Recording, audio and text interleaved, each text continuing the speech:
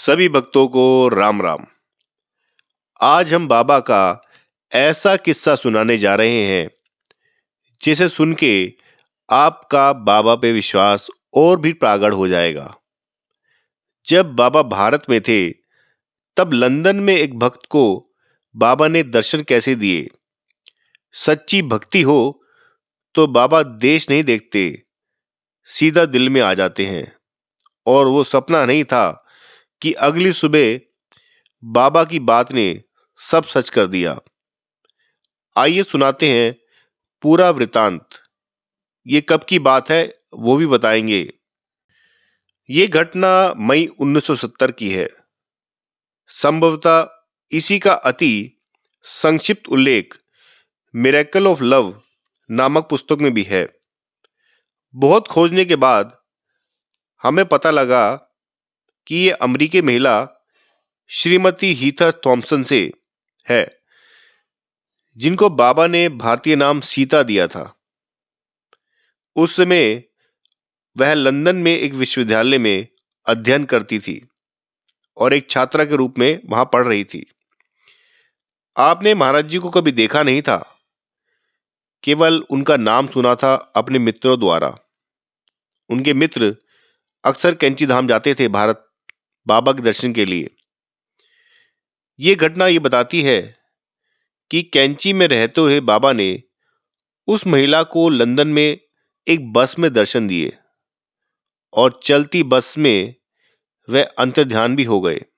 बाबा भी अपने भक्तों को अपने पास बुला लेते हैं और इसी बात से बाबा ने आपको भारत आने की प्रेरणा दी और आप विषम परिस्थितियों में भी होने के बावजूद भी बाबा के पास कैसे पहुंचे। आइए बताते हैं पूरा किस्सा। यह घटना तब की है जब एक दिन लंदन की बस में वह सफर कर रही थी। उस दिन एक डबल डेकर बस में प्रवेश के बाद वह एक सीट पर बैठ जाती है। बगल की सीट में कोई नहीं था और बस भी लगभग खाली थी और कंडक्टर ऊपर के कक्ष में टिकट ले रहा था। एक एक बस रुक जाती है और एक बूढ़ा भिखारी चढ़कर ऊपर आ जाता है। उसने फटे कपड़े, कई परतें ओढ़े हुई थी और अपनी भुजाओं में एक लाल नीला कंबल दबाए था। वह मेरे सामने खड़ा हो गया और अति आकर्षक मुस्कान से मुझे देखने लग गया और जैसे कह रहा हो, थोड़ा आगे सरको, मैं तुम्हारी बगल में बैठना चाहता हूं। मैं आगे खिसक गई और वहीं बैठ गई। मुझे किसी को घूर कर देखना अच्छा तो नहीं लगता था, लेकिन मैं कुछ कह नहीं पाई। मैं कुछ मुड़ गई और खिड़की से बाहर देखने लग गई।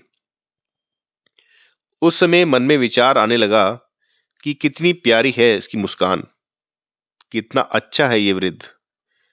जैसे मन ही मन उस वृद्ध से कह रही थी।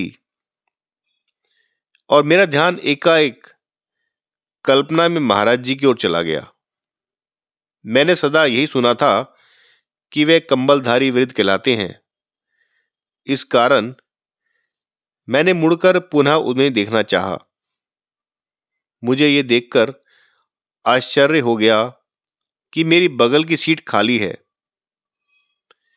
यह सारा खेल चंद मिनटों का ही था। वे कहां गायब हो गए। मैंने बाहर भी देखा। वे उतरते भी तो कैसे। बस कहीं रुकी ही नहीं। सड़कें सुनसान थी और वह भिखारी कहीं दिखाई नहीं दे रहा था। मैंने सबसे पूछा कि वह वृद्ध कहाँ है, लेकिन शायद किसी को कुछ पता ही नहीं था। सब अनजान से मेरी बात सुन रहे थे और मुझे देख रहे थे कि क्या कह रही है।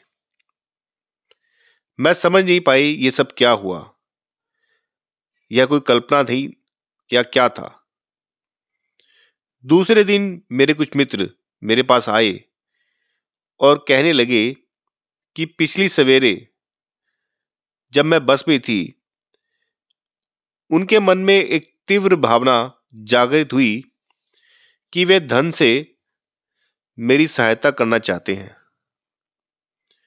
जिससे मैं महाराज जी के दर्शन हेतु भारत के लिए टिकट खरीद सकूं।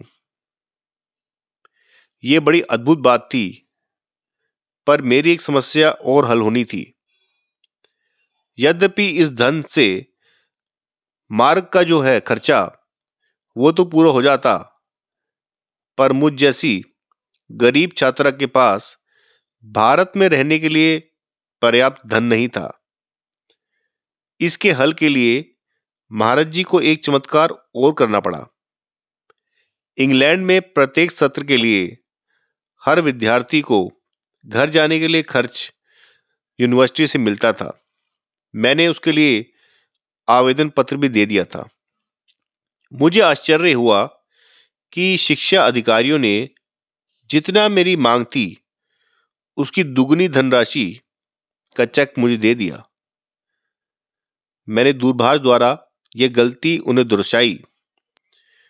उन्होंने अपना खाता देखकर मुझे सूचित किया कि जो धनराशि मुझे दी गई है वह सही है। इससे मैंने ये समझ लिया कि महाराज जी चाहते हैं कि मैं आकर उनके दर्शन कर लूं। 1 महीने ही में मैं वायु मार्ग से दिल्ली आ गई और महाराज जी के दर्शन करने के लिए सीधा कैंची धाम पहुंच गई। आश्रम में प्रवेश करते ही मैंने निश्चय कर लिया कि मैं उनसे पूछूंगी कि क्या आप वही वृद्ध हैं जिन्होंने मुझे लंदन की बस में दर्शन दिए थे। पर जब मैं उनके पास पहुंची तो मैंने उन्हीं कंबल ओढ़े व्यक्ति को देखा जो बस में मेरे साथ बैठे थे। वह बस की वही सुंदर मुस्कान जो मुझे देख रही थी वो मेरे आंखों के सामने थी। इसके बाद मुझे कुछ पूछना शेष नहीं रहा। मैं जान गई कि वे वही वृद्ध हैं जो मुझे बस में मिले थे।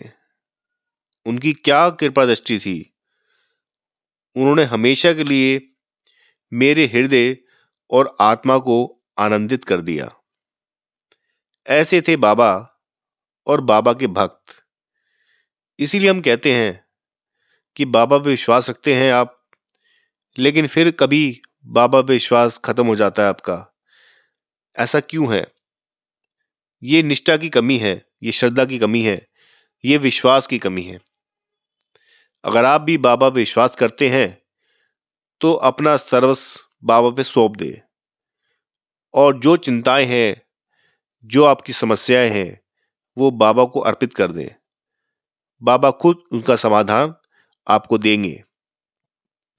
आगे भी मैं ऐसी कथाएं बाबा की लाते रहेंगे और आपका मार्गदर्शन करते रहेंगे।